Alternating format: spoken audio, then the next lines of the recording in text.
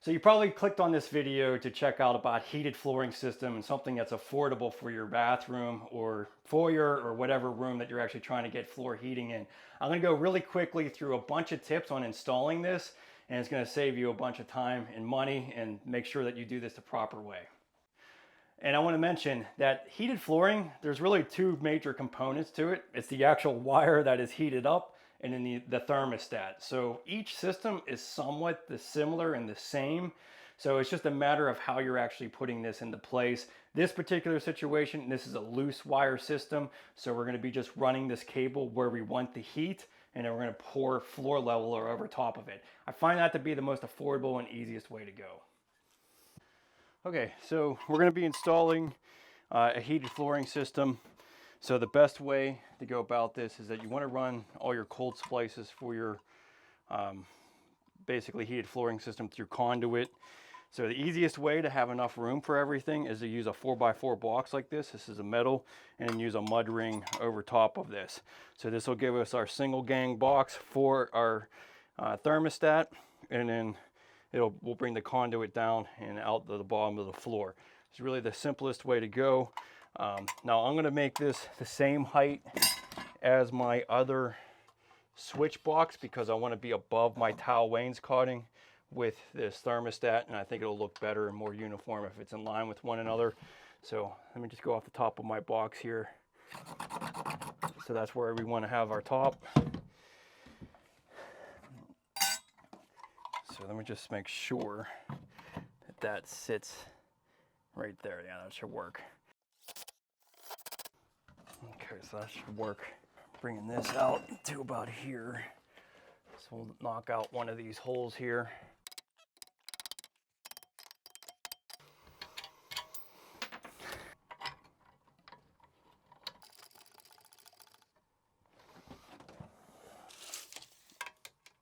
Okay, so then we'll make this straight to our floor. Looks about 45.5. So use some PVC glue.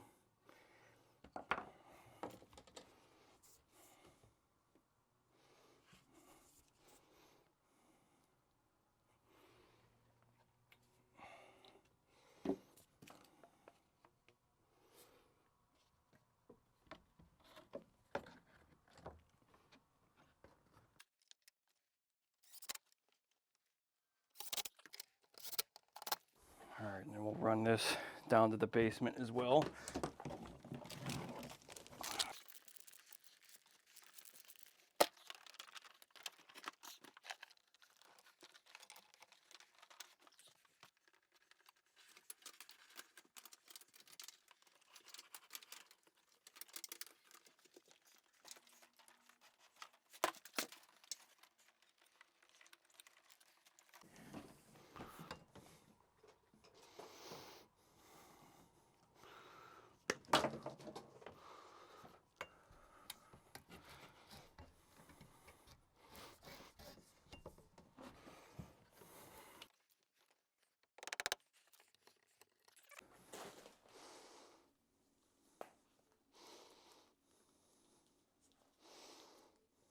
All right, so it doesn't get any easier than this. It's like directly to the panel. This never happens. Usually you're rerouting things all the way over. So basically you can use 2 wires per Romex connector. So that's exactly what I'm going to do on this one. Actually, I'm thinking I'm going to bring this over onto this side because we already have all these breakers on this side, and I want to run, make this kind of even, I guess you could say. So looking at this, yeah, it looks like we can put one in each one of these. So let me just get some of this excess off of here. So this is the heated flooring. So I'm just going to use the same Romex connector as this other 20 amp wire.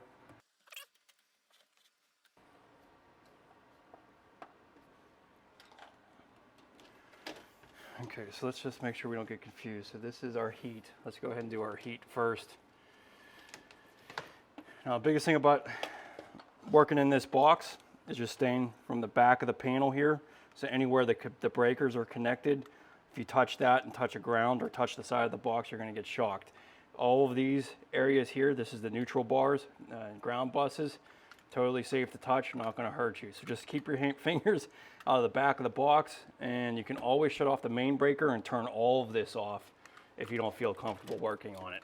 But really, working on an electrical panel is really not that, it's not that, I shouldn't say it's, you have to be cautious, but it's really not that difficult to do live. You just have to be aware of where your hands are and pay attention to what you're doing. All right, so I'll get the sheathing off of here. And this is going to be a 120 volt system here, so basically you can just find 2 spots for your ground and neutral. Something like that. So all you're doing is looking for an empty spot on your bus.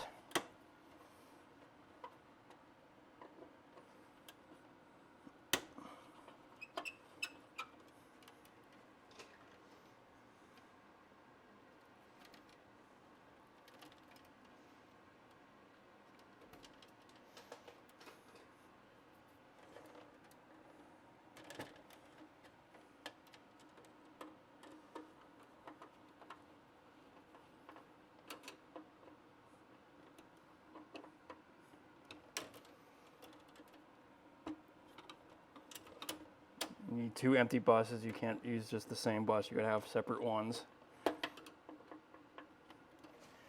Okay. And then we're gonna be connecting this to a 15 amp circuit. Main reason is the power supply for 15 amp for the heat isn't going to go over this, so we're just going to use a 15 amp breaker.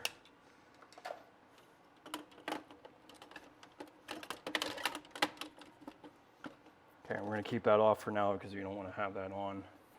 Okay, so always pull on your wires, make sure that they're in. That's the biggest problem with any of this stuff, is if you didn't have this well tightened. But very simple. Now we got our new power supplies, and we're going to be safe in our bathroom.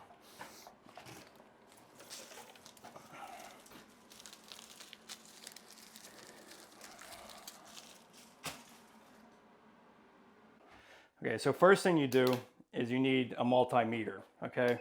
And you want to put this on the 200 ohm reading. You can see that. Okay, so put it on that setting because that will give you the readings that you need to look on there. So on the roll, before you even take it off, don't even take the cellophane off of it. There's always a white tag on this thing, okay? And what it's going to give you is a couple indications as far as the resistance range. It'll give you a range. So this one, and this all depends on the size of roll that you have. So they vary. But this one says between 22 and 48 ohms. So that's what I'm looking for my reading on my multimeter, is between 22 and 48 for this specific deal. And each coil is going to have its own little white tag for you. So basically, you have that on that 200K, and you just test each line. So there's a red, or there's a black and a white, and it doesn't really matter which one you put it on. You just have to have one on each side. And then you want to test and see what this is. So we got 34 basically. And we had to be in between 22 and 48. So that's within the range that is acceptable. So we're good to go. Now you're going to want to test this multiple times throughout the process. So once right on the roll, once when I get it fished up and I have the line run, and then once after the tile installation or after the floor leveler. Just to double check things, because again, you want to do this, you want to do all these tests before you start tiling, so that if there's an issue, you have a little bit more easy time removing that. So the second thing is that you're just basically going to test. Now there's 2 different ways that you could just keep it on that 200 ohm reading there. Just put one on a lead, one on the ground, and it should stay saying open line. So if you see a reading there, then there's going to be some kind of cut. So you do that on the black and then on the white. So same aspect. And if you don't get nothing, then you're good.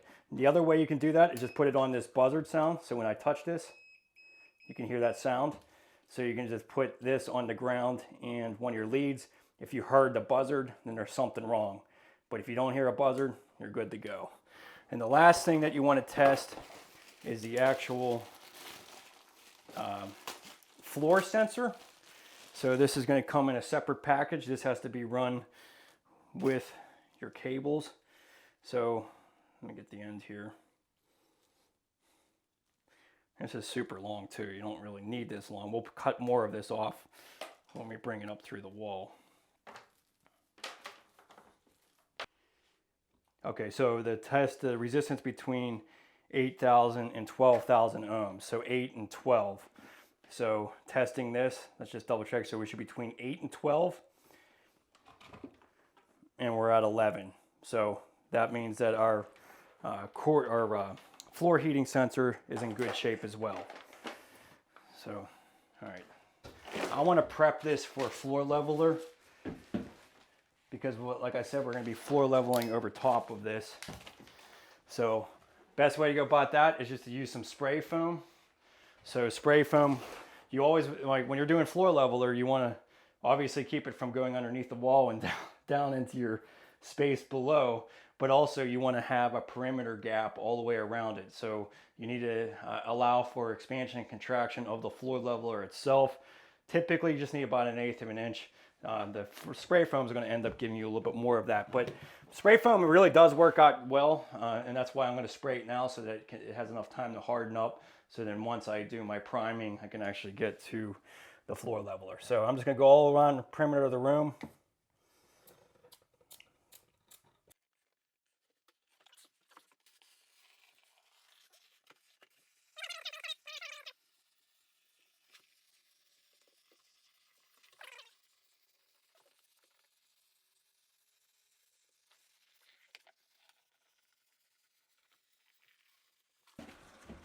Okay, then we're going to go straight across this doorway because we don't want it going out into our carpet area.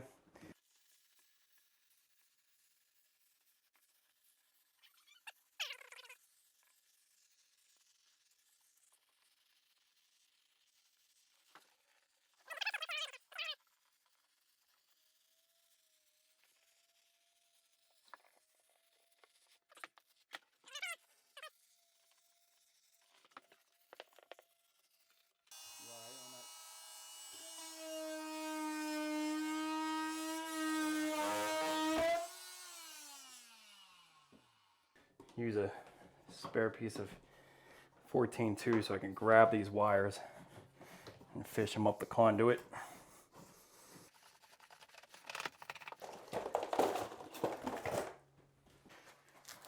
Now we'll go ahead and take our wire out and run these cold splices up the wall.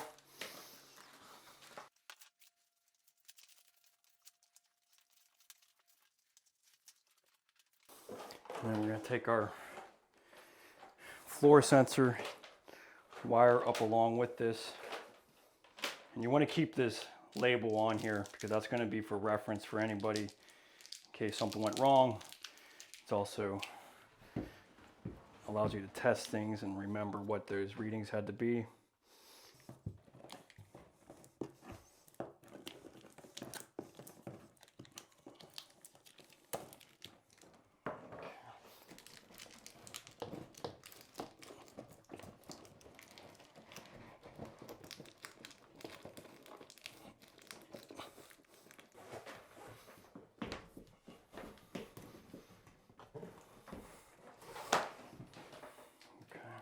We're going to probably take out a little bit more of this floor sensor because I don't need that much on there.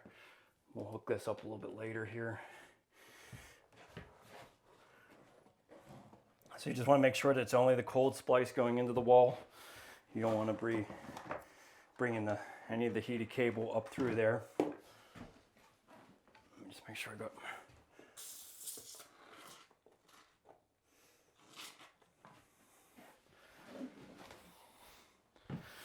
Okay, so then they just come with these little guides here to be able to clip them into place. So one nice little deal that comes with this kit is this little tester. So you can put these on your wires. It's basically called a loudmouth. And I think I need batteries. Of course it doesn't come with batteries, does it? AAA's. All right, so we'll put this on here. This is going to ensure that I don't nick the wire while I'm installing this. It'll give me an indication if something went wrong. It is a really nice little feature for sure. Let me get there we go.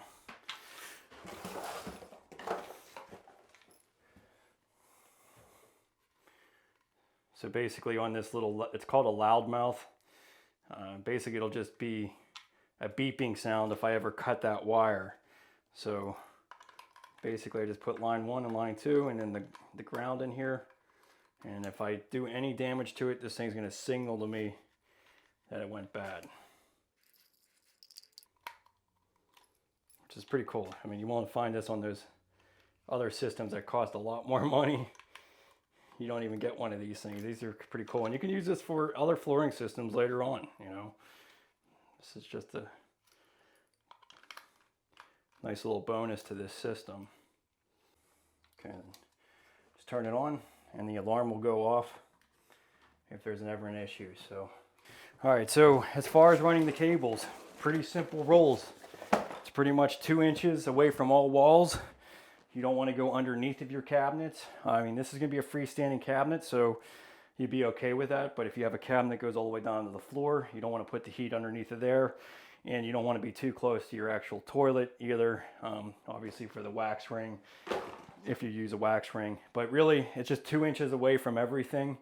So 2 inches away from the wall, from the tub, from the vanity. So pretty simple. So let's measure out where we're going to be here. So our vanity is probably going to come out about 22 inches.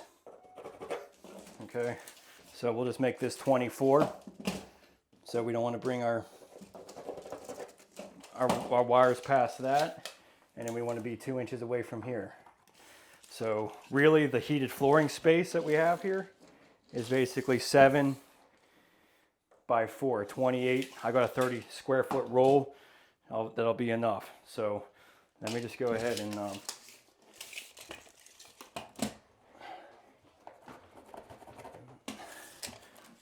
run this here.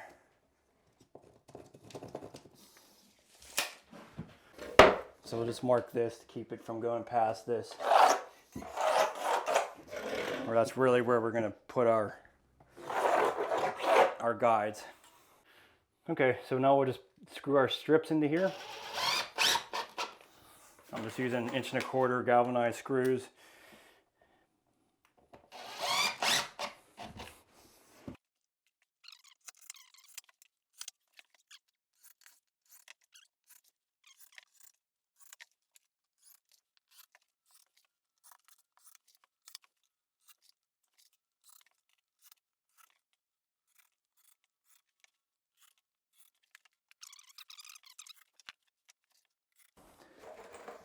And then these are just placeholders, so it's not a real bad idea just to run these through the middle as well. It'll help hold them into place. So if you want to just run a strip down, you can do that as well.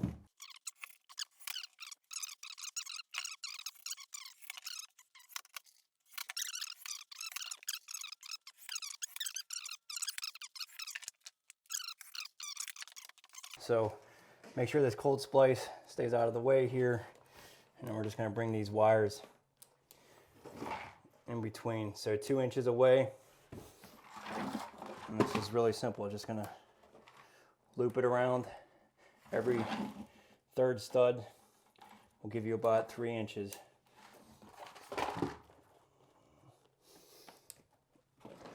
So spacing is, 3 inches. So I might put a little bit of hot glue on that cold splice. But then you're just pretty much looping this around every third stud.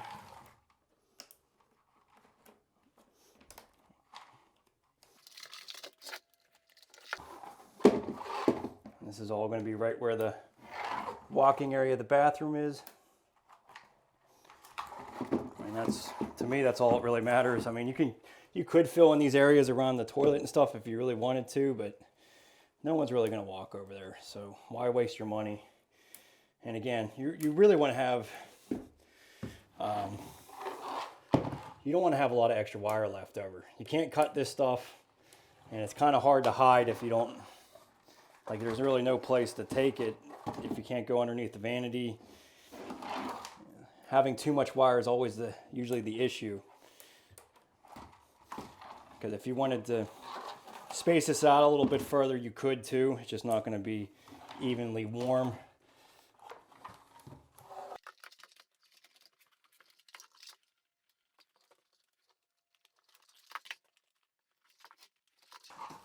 Yeah, but $250 for this is a really phenomenal deal. I did run a dedicated circuit for this. All heated flooring systems should have a dedicated circuit, so that could be the difficult part for your installation. You know, running a wire all the way down to your main breaker panel sometimes can be difficult, so.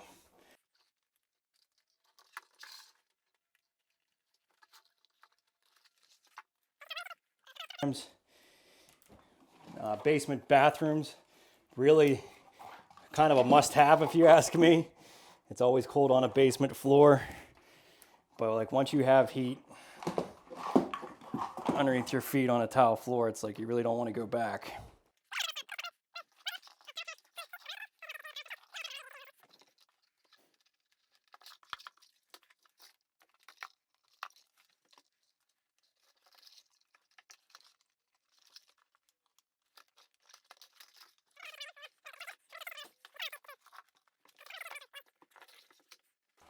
So I do have a little bit of wire left here.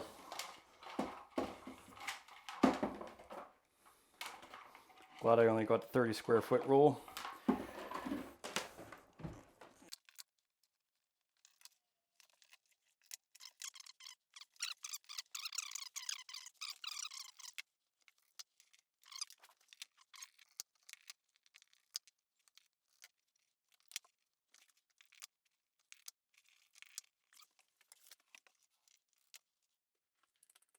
Floor sensor. So make sure we pull any excess up out of there. We just want to basically put this in between one of these wires. So something like this. Just want to kind of have it evenly spaced so that it's not getting a misreading.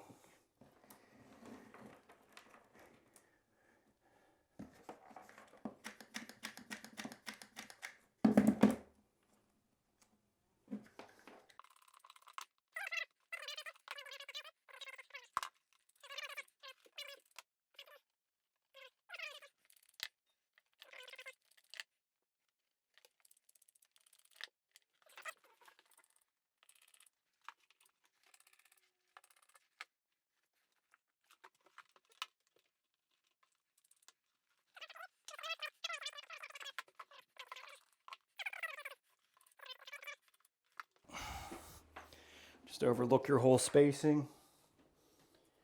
Looks pretty good.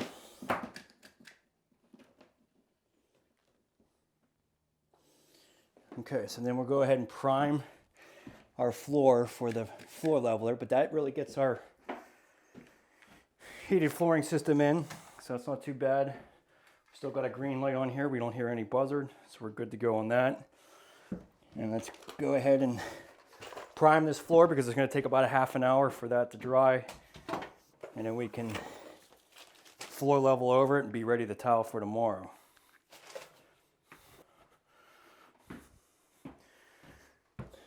Okay, so for primer for the self leveler, I'm going to use Ardex 51, P51. So this you can dilute 1 in 1, so half water, half the primer. And really a gallon really goes a long way, so I'm just going to basically use 1/4 of this. I probably should do it. So just mix that, and then we got to brush it on. Okay, so mix that up a little bit, and then be generous with it, and just brush this all in to your substrate. Primer is important for that floor leveler to bond correctly, so don't be stingy with it. And it's going to take, you know, a good half hour for this to dry before you can floor level it. So depends on your humidity level, really.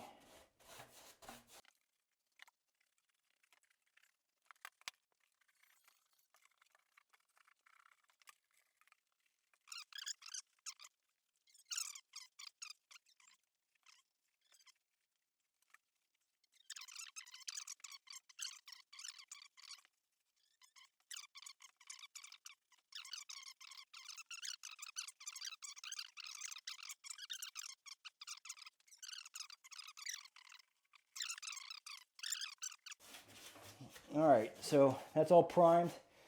We'll set that for about a half hour or until it dry. You know, basically the way I test this is you have to put a little bit of water on it. And if your water isn't all cloudy, then you're good. But usually half hour, 45 minutes. You really don't typically want to put a fan on it. You just want to let it dry naturally. And you can do it. And you can basically have up to 48 hours before you have to floor leveler. Anything after that, you're going to have to reapply a new thing of primer. So all right, so installing anything that's 50 pounds in a regular 5-pound, can't even speak. Okay. So anything that you mix that's 50 pounds in a regular 5-gallon bucket can be real problematic. So the easiest way to go is obviously to buy a 6-gallon bucket.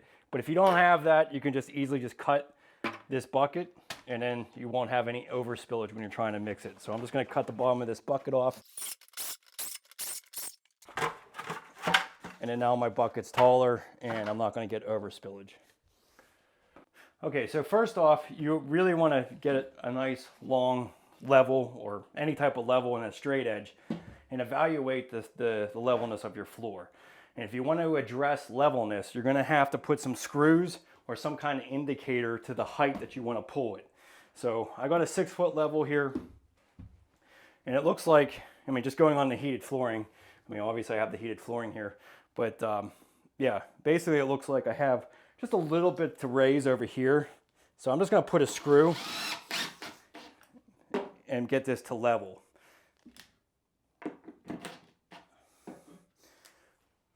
So this is basically, so if you didn't have heated flooring, you would just want to put another indicator over here.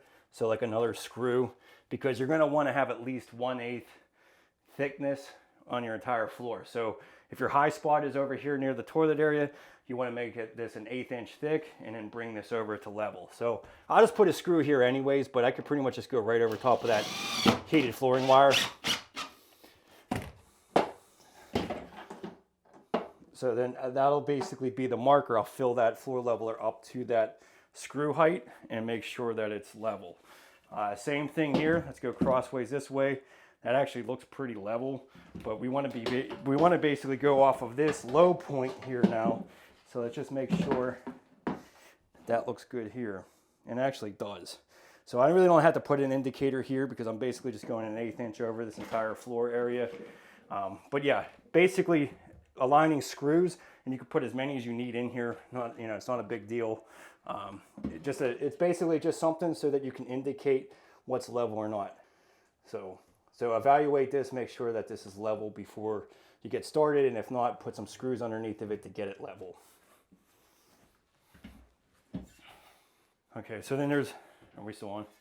All right, so then there's really two different ways about spreading the floor leveler. One is a gauge rake. So this is an adjustable gauge here that I can fluctuate the thickness of what I want it to be. So this would be great on a floor that I don't have floor heating. This isn't going to work very well here because it's just going to drag against my wires. I'm going to have a hard time with it. Second is just a big flat trowel. You don't necessarily have to go out and buy these tools. You can just use a large trowel of some sort just to smooth it out. So you're not really, I mean, this isn't very expensive, but you don't have to run out and get this if you don't want to go that expense. You could even use a 2-foot level and just kind of basically push it around. All this is really doing is agitating it so you can get this to the level and the thickness that you want it to be. But these are nice. Putting it on a painter pull will allow me to grab it and drag it to the places that I need it. Getting the right amount of water is key, and like I said, you want to be mixing the full bag so that you're making sure that you get the right consistency. So 6 quarts.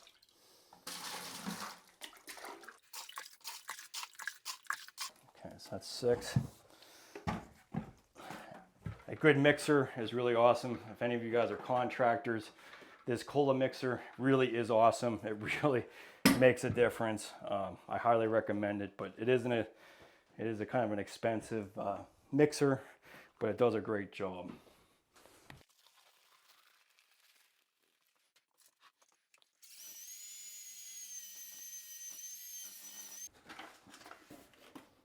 So this is a nice smooth consistency here.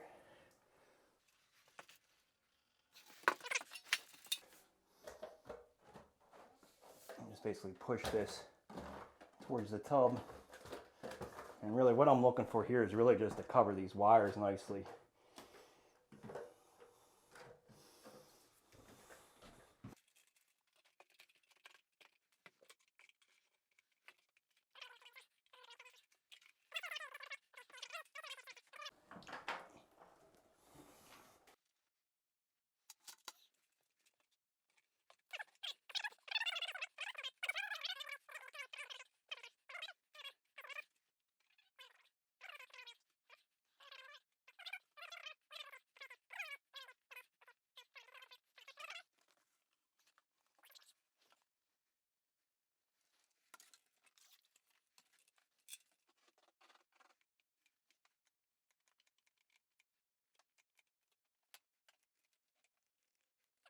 More over here, so it's probably about 3/8 of an inch thick over here, because there's my screw right here. So that's my indicator of level. But yeah, just agitate it a little bit, and so it'll flatten out. It just doesn't go to level. Okay. So the other thing that we had on the whole time here was that little sensor for our floor heat. So we don't hear any buzzard, so we didn't cut anything, so we're good to go there. But yeah, self-leveler, really easy to install. Yeah, we'll have a nice flat surface for our tile now. Okay, so we're gonna go ahead and put our thermostat in now. Okay, we could cut some of this floor heater out of here. I just want to double check no one's turned on the breaker on me. Okay, yeah. Make sure that power's off.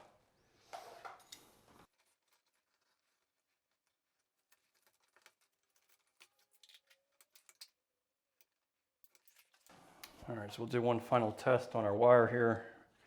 It's supposed to be between 22 and 48. So we got 33.2. So between 22 and 48, we're good there. So on the back of here, we got line. So there's the inner one is where you connect it to your power supply. The load is the heated cable line. So the inner ones go to my power supply.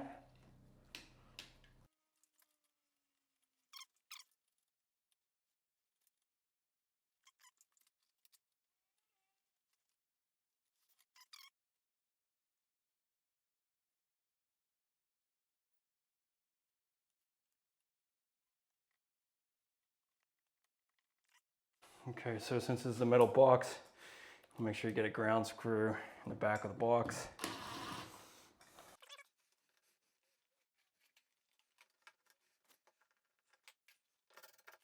Okay, so show it again. So this ends up getting kind of a tangled mess just because there's such a long line for this. But that's why we got the 4x4 box in there. So again, your main power supply goes on the 2 lines on the inside of the thing, on the thermostat. It says line, and then your load are your actual cables. So make sure you have good connections, pull on them, and tuck it into the box.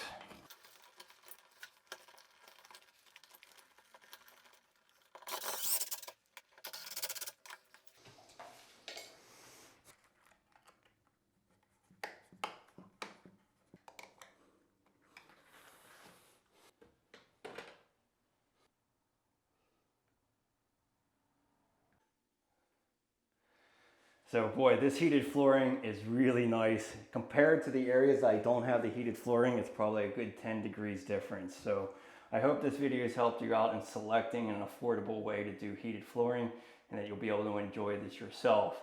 Definitely subscribe and like this video, helps get this out to other people. And I'll see you in the next video.